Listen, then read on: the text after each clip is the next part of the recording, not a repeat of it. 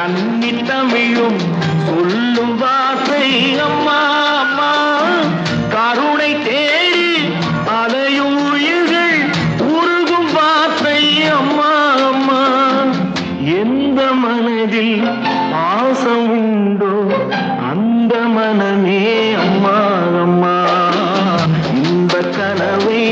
அள்ளித்தரவே இறைவன் என்னை தந்தானம்மா என் பொன்மணிகள்